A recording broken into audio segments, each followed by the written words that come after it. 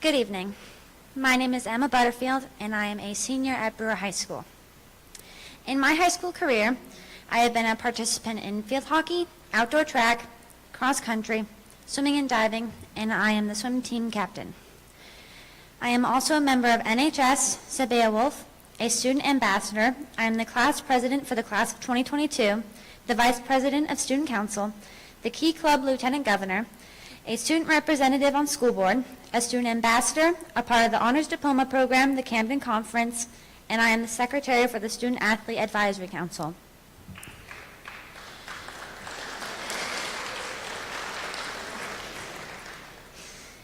It gives me great pleasure to tell you about the 2020 Hall of Fame inductee, Kathleen Cahill. Ms. Cahill was the head coach of swimming and diving at Brewer High School from 1988 to 2018, making her the longest tenured head coach in history. She began coaching the swim team in 1988, taking over a program with 5 girls and no boys, and was tasked by the administration to offer a quality program while increasing the number of participants. The team began its first season with 17 girls and 12 boys, growing to 68 members by the end of the millennium. Over the years, she taught hundreds of athletes how to swim and trained them to be competitive at all levels. Her success as a coach placed emphasis on proper technique, sports nutrition, and sports psychology. For over 25 years, her legendary pre-state meet psych-up, magic speech, with coaches dressed as witches, was a season highlight.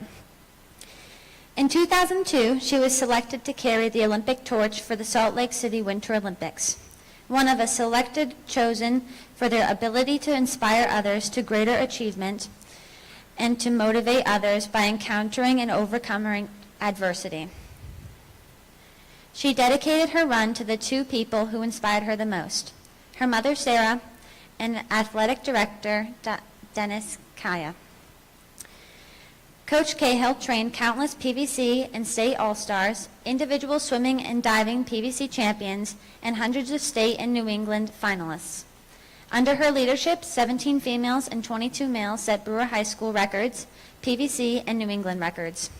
She served as a meet director for the men's, women's, and women's PVC championship for over 26 years, the main representative to the National Interscholastic Swim Coaches Association, as well as president for the Maine Interscholastic Swim League. She authored the Coach's Handbook for the new Maine high school swim coaches and compiled the history of the Brewer swimming and diving program from 1974 to 2018.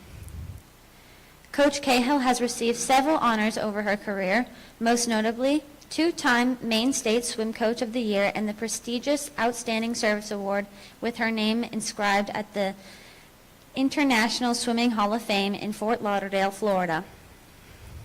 Ms. Cahill retired from coaching in 2018 to explore the country RV style with her husband Kevin and German Shepherd Ruby Blue.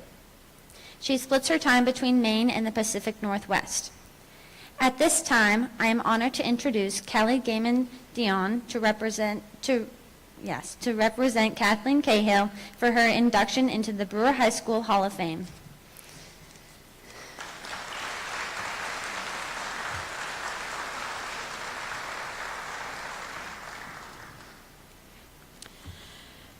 Good evening. My name is Kelly Dion. I was a 4-year swimmer and a graduate of 2007. I am pleased to present Coach Kathy Cahill, longtime coach of Brewer Swimming and Diving, for the Athletic Hall of Fame. I am part of one of many families where all the siblings were on the team during their high school years.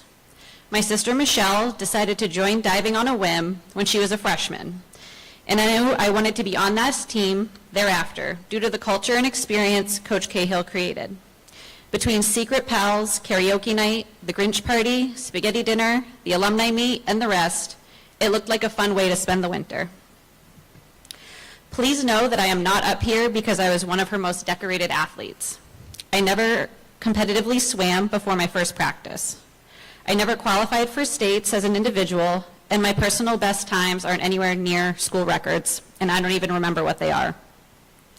High school swimming is a unique sport in that there are always novices like myself who walk into that first practice having never worn a swim cap a day in their life, who stand next to athletes who have been competitively swimming for practically their entire lives.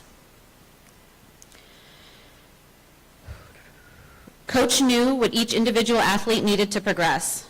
Each accomplishment, whether it's your first successful flip turn or a personal record, was greeted with the same level of genuine enthusiasm when you got out of the pool. Everyone mattered, and everyone's accomplishments, big or small, mattered. We celebrated each other's wins as a team. She took care of us, not just as athletes, but as people. Every season, we had an hour-long nutrition talk with samples for active participation, and another hour-long hoo-ha talk just for the girls. She was one of the only coaches I know who nominated her athletes for Academic All-American, acknowledging our out-of-the-pool accomplishments as well. To describe Coach Cahill's approach, one practice in particular can sum it up. Magic speech, as it is called, was always the last practice of the season before the state championship meet. It was part easy, tapered down practice, but mostly motivational speech. There was always a theme, and you might find the whole coaching staff in costume, whether as Wizard of Oz characters or just true brewer witches. You'd enter the pool area, and the lights might be low or off, usually candles everywhere, to create a tranquil atmosphere more aligned with a spa and less of an aquatic center full of teenagers at the end of their season. The whole team would be there, not just the state qualifiers, because we were a team and we all practiced right up to the very end. We'd all sit in various spots around the pool, usually with our classmates or those we'd practiced alongside of for the last 4 months. For the final formal pep talk, Coach would tie in themes to reflect upon what she had discussed all season. She always focused on the importance of mental preparation as well as the physical. One season, she had repeatedly talked about how every practice, the effort you put in, are the deposits into your bank, which you withdraw on competition day. At the end of that magic speech, we all got little individual Brewer Witch piggy banks, hand-decorated by her, as a token of the work we'd put in. I still have mine. Magic speech was part inspiration, part reflection, and part team pump-up. To finish up her speech, each athlete who had qualified for states would get acknowledged. This was not a casual reading of a list of names. Names were announced in a fashion that might match a televised championship broadcast. There was Rocky-style motivational music, a giant Hollywood spotlight, and cheering from the whole team. She went all in on honoring the athletes and giving them the special moment that they had earned. We would then get in the pool, usually with some glow sticks to light up the pool, and finish our final practice. I hold a special place for these practices, and while I don't remember all the words she may have said, I remember them so fondly for how I felt. Getting in the pool for that practice, my strokes felt effortless, and I felt like I could conquer the world, in or out of the pool. I'd carry that feeling with me well beyond those 2 hours of that evening, and I like to think my teammates did too. I have always admired Coach for her dedication and passion for swimming, not just for Brewer, but for the region as a whole, including her years coaching the athletes of Hamden Academy simultaneously until they got big enough to have a program of their own. If you know Coach or have ever worked alongside her, she does not have to do anything. She's all in all the time, much like her role in this Hall of Fame committee itself. I know her first name is Kathy, but as far as I'm concerned, it has always been and always will be Coach. On behalf of all your former athletes and my former teammates, it is my honor and privilege to present Coach Kathy Cahill of Brewer Swimming and Diving into the Athletic Hall of Fame. Congratulations.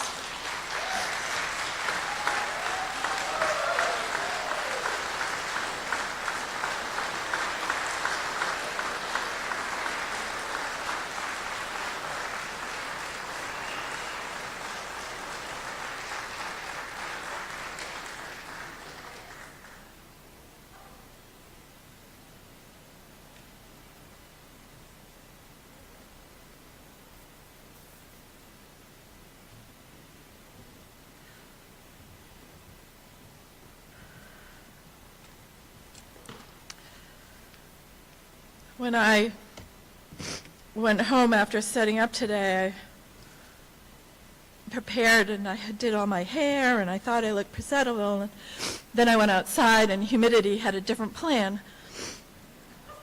And now that Kelly has spoken, I look like a raccoon. So I apologize. I gotta put my glasses on. And they're all fogged up. Yes! Yes. I'd like to thank Emma, the student presenter. Emma, I want to wish you the best of luck on your senior swim season. I will be rooting for you at PVCs as you defend your PVC champion title in the 500 freestyle.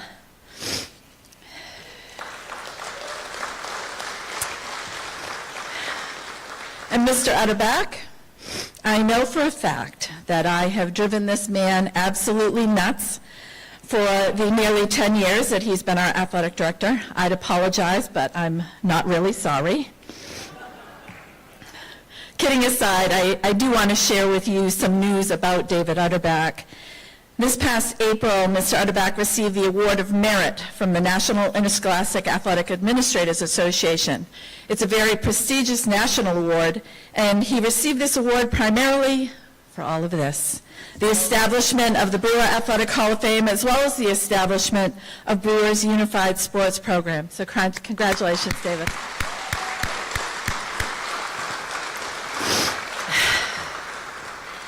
And to my presenter, Kelly, thank you so much for being part of this special evening. To select a presenter, a lot of thought goes into it from all of the inductees, I'm sure. Kelly represents the majority of the athletes I coached, and that's why I selected Kelly. Students who came onto the swim team with little to no swim experience, like Kelly, who soaked up everything and that I had to offer and thrived as a result. I'd like to congratulate Steve, Victor, Leah, and Bob and Ron, as well as the 1968 football team for their induction into the Brewer Athletic Hall of Fame. I do have a few people that I'd like to thank that helped me along the way in my coaching career. Thank you to Jerry Goss and the late Bill Fletcher, who hired me. I was telling Mr. Goss a story earlier today that I'll never forget. When I reached 5 years as a coach here, I received a handwritten note from him. He was the principal at the time, basically thanking me for my 5-year service to Brewer Swimming and Diving. I still have that letter. It meant a great deal to me. Thank you to my former athletic director, Dennis Kaya. I was definitely blessed because for the majority of my career, I had the best boss ever in Dennis.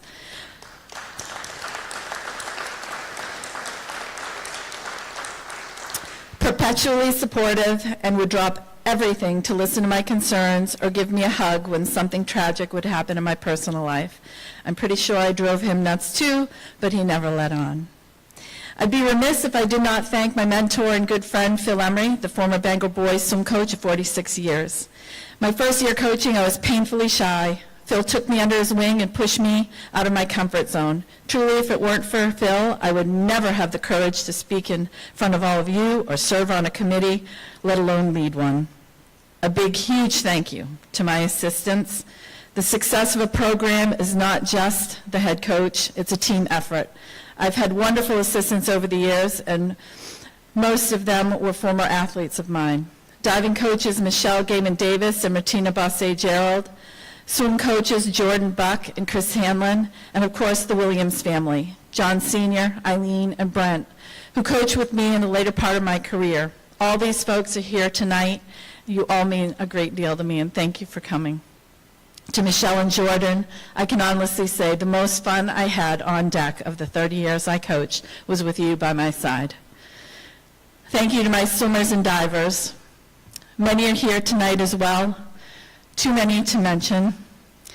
A few of them have traveled great distances to be here, like Jessica Hosden, 2016 Hall of Fame inductee, came from Massachusetts, and my best male swimmer, school record holder and PVC champion Josh Williams, came all the way from San Francisco. He took the red eye last night, got here this morning, and the fact that he'd come all this way to be here tonight,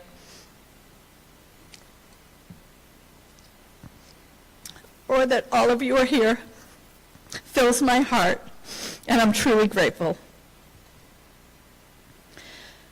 With all of the support of people I've had along the way in my coaching career, the person who supported me the most behind the scenes and has been my biggest champion is my husband, Kevin. For 30 years, he had 50-plus swimmers and divers that came before him.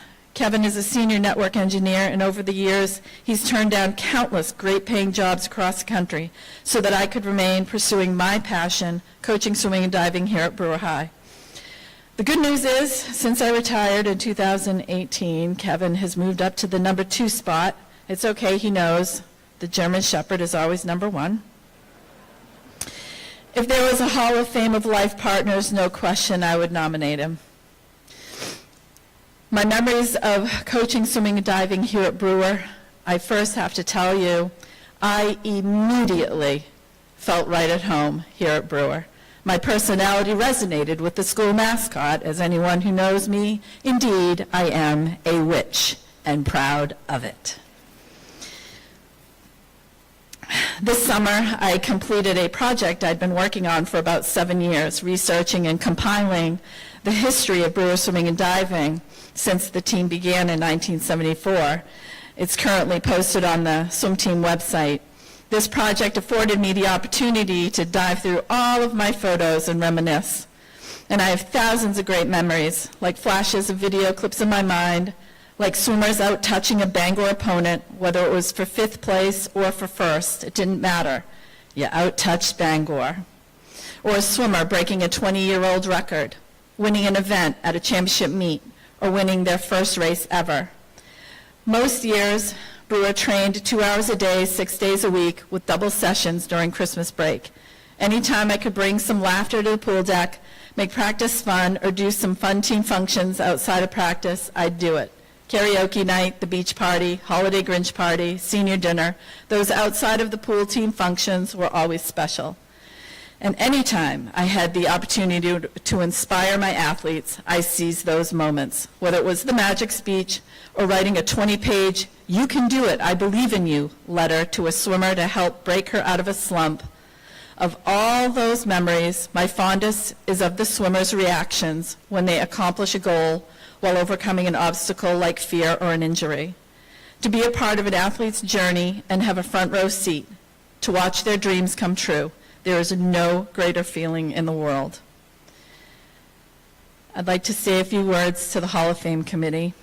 I've been part of hundreds of committees over my career, and I have never worked with such a professional, dedicated, enthusiastic group of individuals as this Hall of Fame. When I was asked to serve on the committee to start the Hall of Fame back in 2013, the first meeting I attended, I met a gentleman by the name of Jim White.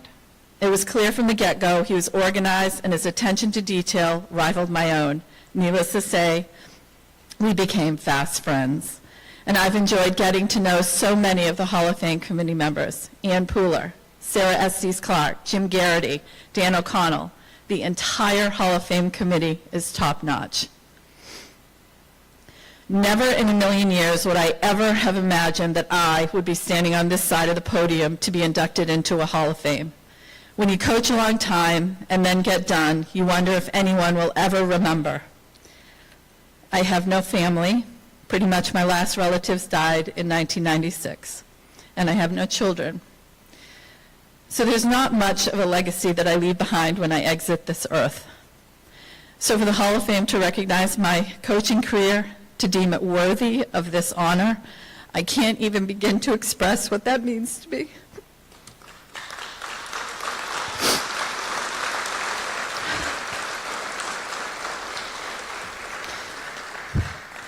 To know that my work here is recognized and not forgotten is indescribable. I counted the other day. I coached nearly 1,200 athletes over my career. And I hope that I was able to impart some wisdom to them along the way.